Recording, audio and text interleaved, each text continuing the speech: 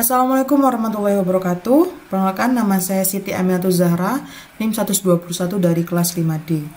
Di sini saya akan menjelaskan tentang materi apa yang ada pada LKPD saya. Baik, langsung saja kita memulainya.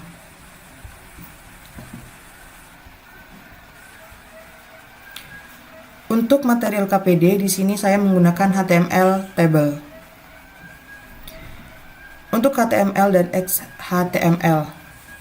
HTML atau Hypertext Markup Language merupakan sebuah bahasa markup, bukan bahasa pemrograman. Bahasa markup dalam Indonesia yakni markah adalah bahasa yang mengombinasikan teks dan informasi tambahan mengenai teks tersebut. HTML merupakan dokumen standar yang digunakan untuk mendesain halaman web. Pada awal tahun 2000, konsorsium W3C atau World Wide Web Consortium membuat perubahan besar melalui XHTML atau Extensible Hypertext Markup Language. Ide dasarnya, dalam upaya meningkatkan kompatibilitas dokumen HTML, W3C menambahkan struktur dan ekstensibilitas XML atau Extensible Markup Language ke HTML. Perkembangan HTML semakin pesat seiring diperkenalkannya HTML5 pada tahun 2009. HTML5 dibangun oleh konsorsium W3C untuk dimasukkan sebagai perubahan besar berikutnya pada standar HTML. Atas dasar ini, maka penting sekali untuk mengenal dan memahami HTML5 dengan baik. Kemudian ada struktur dokumen HTML. Setiap dokumen HTML harus diawali dengan tag HTML dan diakhiri dengan komplemennya, yakni tag HTML namun ditambah dengan garis miring. Gunanya tag HTML di sini berfungsi untuk mendefinisikan bahwa dokumen yang kita buat merupakan dokumen HTML. Kemudian selain itu, dokumen HTML juga menyertakan 3 pasang tag. Yang pertama, tag head, yang digunakan untuk menyatakan informasi mengenai dokumen HTML. Kemudian tag title. Tag title di sini berfungsi untuk menambahkan title di title bar browser. Kemudian tag body digunakan untuk melingkupi semua teks yang terdapat di halaman HTML. Kemudian masuk ke tabel. Tabel digunakan untuk menyajikan data dalam bentuk kolom dan baris. Umumnya, setiap kolom menunjukkan data yang sejenis dan setiap baris yang terdiri atas kolom-kolom menunjukkan kelompok data dalam satu kesatuan.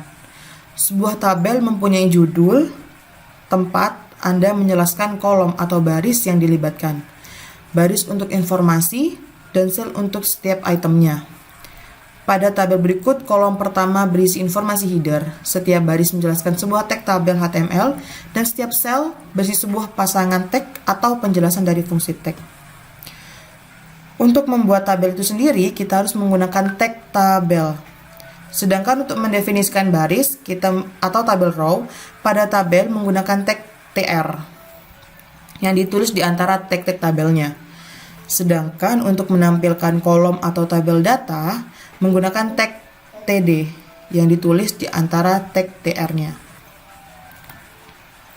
Kemudian terdapat beberapa elemen dalam pembuatan tabel ini. Yang pertama ada elemen tabel, berfungsi untuk mendefinisikan sebuah tabel dalam HTML jika atribut border dituliskan, maka browser akan menampilkan tabel dengan border. Yang kedua ada caption. Di sini mendefinisikan tulisan untuk judul tabel. Posisi default dari judul adalah di tengah pada bagian paling atas tabel. Atribut align bottom dapat digunakan untuk menempatkan judul pada bagian bawah tabel. Catatannya, yakni judul dapat diberi tag apa saja. Kemudian ada elemen tr, menspesifikasikan sebuah baris tabel dalam tabel, di mana kita dapat mendefinisikan atribut untuk seluruh baris, seperti align, di mana pilihannya ada left, center, and right, atau align, v-align, di mana ada top, middle, dan bottom. Kemudian elemen th, di sini mendefinisikan cell header tabel. Secara default text dalam sel ini ditebalkan dan ditampilkan di tengah. Jika kita memberi judul itu kita menggunakan elemen th. Kemudian ada elemen td, di mana mendefinisikan sebuah sel data tabel. Secara default text dalam sel ini ditampilkan rata kiri dan di tengah secara vertikal. Sel data tabel dapat berisi atribut untuk mendefinisikan karakteristik dari sel dan isinya. Untuk menampilkan dalam bentuk tabel pada HTML, seperti yang dijelaskan, kita gunakan tag tabel.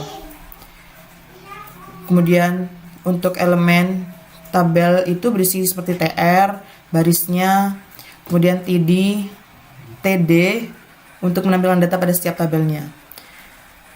Kemudian ini ada atribut-atribut yang biasa digunakan pada elemen tabel.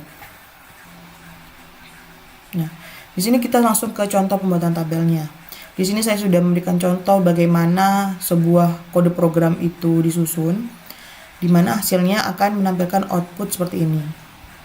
Mungkin kita bisa langsung saja ke Sublime Text untuk mencobanya.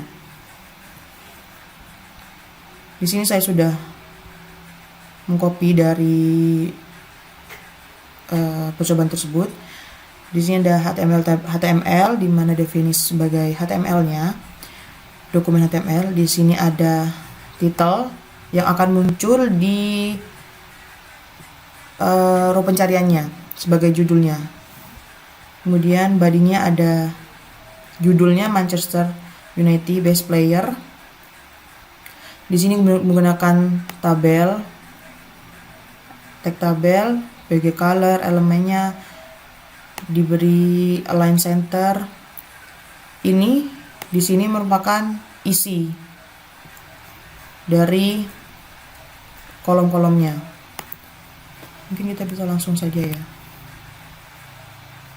Setelah dari Sublime Text kita membuat kode programnya, kita simpan di tempat dokumen yang kita inginkan dengan catatan judul.html.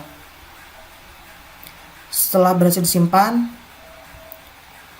bentuknya akan seperti ini. Nah, di sini. Ketika kita klik,